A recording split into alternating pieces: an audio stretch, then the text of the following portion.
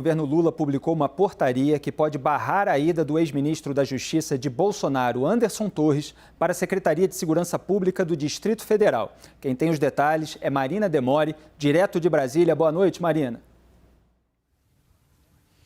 Oi, Felipe, uma boa noite para você e para todo mundo que está acompanhando a gente. Olha, essa portaria foi assinada pelo ministro da Justiça de Lula, Flávio Dino, e diz que servidores ligados ao Ministério da Justiça e Segurança Pública não poderão ser cedidos a outros órgãos se estiverem respondendo por processos na Justiça, o que é o caso de Anderson Torres, que é ex-ministro da Justiça, atuou durante o governo do presidente Jair Bolsonaro entre 2021 e 2022. Lembrando que Anderson Torres é policial federal e, por isso, precisaria, então, de acordo com a norma que foi publicada, de uma autorização do Ministério da Justiça para ser cedido, então, para outras pastas, como seria o caso da Secretaria de Segurança Pública do Distrito Federal. O ex-ministro, lembrando, é alvo de ações no Supremo Tribunal Federal. Uma delas diz respeito a ataques ao sistema eleitoral em uma live que foi conduzida pelo ex-presidente Jair Bolsonaro em 2021 e que teve a companhia durante essa transmissão do seu então ministro Anderson Torres. Inclusive, em fevereiro do ano passado, o ministro Alexandre de Moraes chegou a determinar o compartilhamento da investigação contra Torres e Jair Bolsonaro com o inquérito das milícias digitais. Lembrando, então, que Anderson Torres já tinha sido secretário de Segurança Pública do do governador Ibanez Rocha, aqui no Distrito Federal, saiu para assumir o Ministério da Justiça e ainda no ano passado foi anunciado por Ibanez Rocha, então, como secretário a partir agora de 2023. O governador Ibanez Rocha, conversou mais cedo com a Larissa Rodrigues, que é analista aqui da CNN, e informou que o fato de a nomeação de Anderson Torres para a Secretaria de Segurança Pública ter ocorrido antes da edição dessa portaria restritiva por parte do Ministério da Justiça, por conta disso, esse ato, então, não impede o delegado de se manter no cargo. Felipe. Muito obrigado, Marina, pelas informações. Eu começo de novo com você, Yuri. Será que vai ter uma necessidade de o Anderson Torres escolher se vai ser secretário no Distrito Federal ou manter a sua posição de delegado da Polícia Federal? Porque parece que há um constrangimento para ele ocupar esse cargo com essa nova regra. Acho que tem a questão jurídica, vamos dizer assim, do ato jurídico que foi feito agora e a situação política. A situação política ela já estava colocada desde antes. O fato de ser... ele já era secretário de Segurança Pública de Ibanez Rocha antes de ter sido nomeado ministro por Jair Bolsonaro. E aí, quando houve a derrota de Bolsonaro na eleição, o próprio Ibanez já havia deixado ali sinalizado de que faria essa volta. A grande questão é que, no meio desse caminho, a atuação de Anderson Torres como ministro e uma série de atitudes que ele tomou na sua gestão passaram a ser alvo de questionamento, como, por exemplo, a atuação do Ministério da Justiça no episódio de Roberto Jefferson, nos episódios de vandalismo em Brasília, no dia da diplomação de Lula e Geraldo Alckmin, e por aí vai. A própria questão da Polícia Rodoviária Federal. A polícia, sem dúvida, verdade, no segundo turno, a Polícia Rodoviária Federal, ou seja, tem um elenco de situações que colocam em xeque a atuação de Anderson Torres, ou no mínimo colocam sob suspeita a sua atuação como ministro da Justiça. Por outro lado, do ponto de vista jurídico, ele foi nomeado, até onde me consta, secretário novamente, antes dessa nova norma do governo federal. E essa tem sido, pela apuração da nossa colega Larissa Rodrigues, que trouxe mais cedo no 360, de que Ibanez Rocha vai se escorar nesse fato, de uma coisa na cronologia dos fatos. E a nova regra não poder retroagir. Exato, que quando ele foi nomeado não havia esse tipo de questionamento.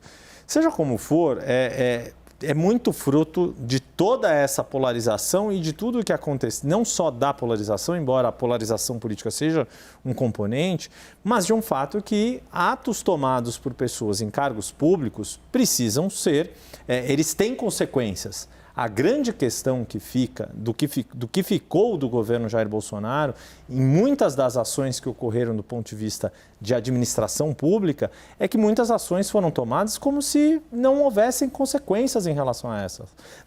Não só em relação aos atos que foram ou deixaram de ser tomados, mas em consequência em relação ao que poderia acontecer com os próprios agentes desses atos. Então, me parece que a discussão pode parecer mero revanchismo e acho que é um fator que o governo atual precisa pesar. O que vale a pena gastar energia porque é um ato muito grave e o que vira só picuinha, mas acho que atos graves ocorreram principalmente nessa questão, né, como a gente viu, a Cila bem lembrou, no segundo turno em relação à Polícia Rodoviária Federal, e aí sim o ex-diretor-geral da Polícia Rodoviária Federal acabou se aposentando de forma precoce diante de tudo o que fez, diante de todas as consequências que estavam ocorrendo, mas acho que também o fato de ser um delegado da Polícia Federal também tem que saber onde está, o que estava fazendo e saber as consequências dos seus atos. E só para ficar bastante clara essa portaria, Yuri, ela é uma portaria que impede, portanto, a nomeação de quem está sendo investigado, como seria o caso do Anderson Torres? Quer dizer, de certa forma, no seu juízo, tem um aspecto positivo aí de você evitar que alguém encalacrado com a justiça vá ocupar um cargo importante?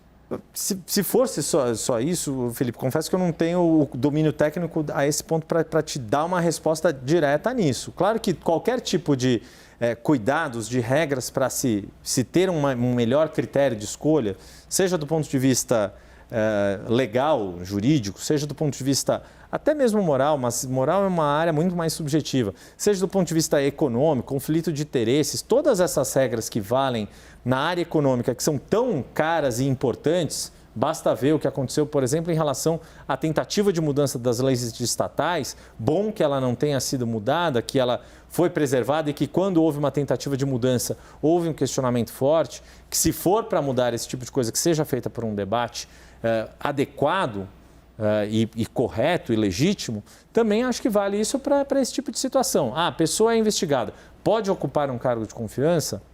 Eu acho que vale a gente apurar, vale estabelecer alguns critérios mínimos de forma objetiva.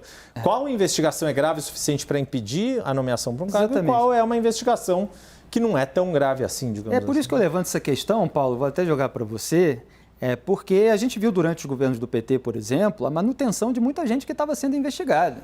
Eu me lembro muito bem do caso, por exemplo, João Vacari Neto, que tinha cargo lá em Itaipu Binacional. E isso foi apontado no debate eleitoral na TV em 2014 pelo candidato da então oposição Aécio Neves, de que a Dilma Rousseff estava mantendo João Vacari Neto depois de todas as suspeitas que já pesavam sobre ele, de que já tinham vindo a público. A gente viu o presidente Michel Temer, Yuri vai lembrar bem, dando uma coletiva para dizer qual seria o critério. Se a pessoa estivesse só sendo investigada, ele não demitiria, mas se tivesse uma denúncia, ele fez ali uma escadinha de grau de gravidade e apontou ali o momento em que ele demitiria. Aí surgiu o caso específico e houve todo um embate. E agora? Vai demitir? Não vai demitir? Exato. Quer dizer, Paulo, tem gente que é investigada e a investigação muitas vezes não dá em nada. Você acha que deveria ter um debate sobre esses critérios mais objetivos? Eu acho, assim, eu vou puxar a sardinha para minha brasa de professor. Então, imagina eu tendo de explicar isso para os meus alunos na escola. Olha, a gente tem uma situação na política brasileira que as pessoas são investigadas, elas estão sob suspeita, tem processo correndo, e elas são nomeadas, saem, voltam, entram, aí cada um arruma a sua própria desculpa para que essas pessoas ocupem esses espaços. A pergunta que eu faria se eu fosse o meu aluno era assim, tá, mas não tem como melhorar isso? Não tem como melhorar o tipo de gente que frequenta a nossa política, né?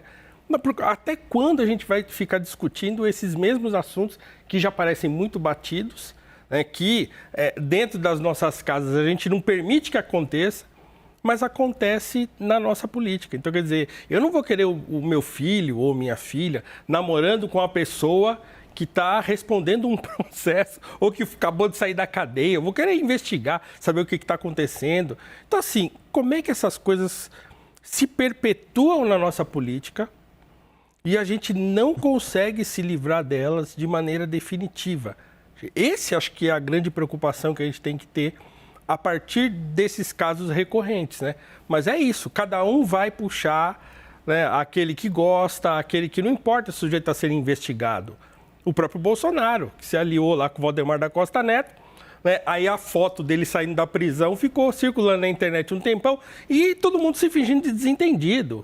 Então, o sujeito que falou mal do Valdemar da Costa Neto, de repente precisou se aliar e ele vai lá e se alia. Então, a situação é assim, é um drama infinito, do qual a gente não consegue se livrar, porque a gente não tem filtro moral, e aí acho que vale sim o componente moral. A gente não tem um filtro moral mínimo para dizer, puxa, não vai pegar bem, não é bom, é melhor que se investigue. Não, mas as pessoas elas vão escolhendo aqueles que elas querem escolher e a sociedade sempre vai pagar pelos malfeitos, para dizer o mínimo, né, dos nossos políticos. Quer dizer, talvez antes até da existência de regras com critérios objetivos, deveria haver o próprio princípio moral do responsável pela nomeação, pela indicação, de avaliar o caso e falar assim, olha, essa pessoa realmente não pega bem para esse cargo. E aí são numerosos exemplos para a gente citar. Hélio, você vê nesse caso específico do Anderson Torres um revanchismo e o governo do PT conseguiria sustentar esse tipo de premissa, esse tipo de critério que se coloca ali de pessoas investigadas não poderem assumir cargos, quer dizer, ter que passar ali pelo Ministério da Justiça. É claro que isso é mais específico ali de servidores, né, Yuri? Mas se a gente abranger essa pauta, todo mundo já segurou algum investigado. Felipe, em primeiro lugar, quero dizer que eu estou com o Paulo. A gente torce muito para ter um Brasil melhor, a gente luta muito para que pessoas melhores estejam na política. O que a gente vê na prática é que a política tende a atrair os piores. Então, tem algo de incentivo na política, de centralização de poder, verba, etc., que não permite, ou que pelo menos obstaculiza, de que os melhores possam ir para a política. Mas, Paulo, estamos juntos nessa, viu? A gente está, como você sabe, sempre batalhando por esse Brasil melhor. Eu queria dizer o seguinte, sobre a questão da investigação, eu acho que todo mundo é inocente até prova em contrário. A gente sabe que tem muita investigação, principalmente no Brasil de hoje, com motivação política. Então, eu acho que uma mera investigação, eu acho que eu vou concordar com o Temer, se eu entendi bem o que você lembrou, Felipe, que tem uma escadinha.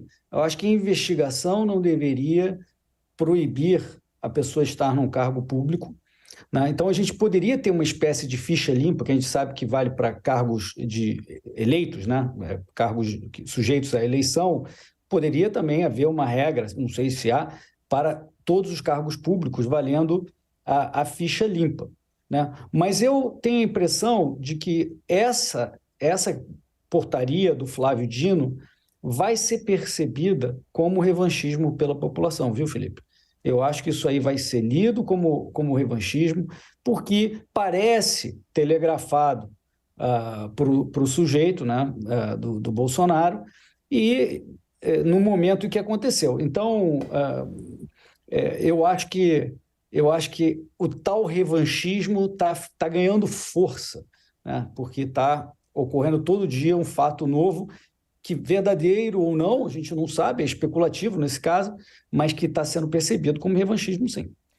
Muito bem, hoje a casa está cheia, diga, Sila, rapidamente. Não, eu ia dizer só que esse é um dilema que o governo Lula vai ter que enfrentar, né? Porque ao mesmo tempo em que é um governo que entra com um nível de impopularidade de uma parcela grande da população que não o apoia e com o qual ele tem que estender a mão e tentar conversar, e ao mesmo tempo, quando ele faz um discurso, você vê a praça inteira gritando, sem anistia, não é? Então, ele é um dilema que ele vai ter que enfrentar e que é muito importante. Uma das chaves vai ser entender qual parcela dessa oposição que já começa agora, que aconteça o que acontecer, jamais vai apoiar o governo, e qual parcela ainda dá para reconquistar, porque uma boa parcela dessas pessoas estava naqueles 80% que apoiaram Lula em 2010.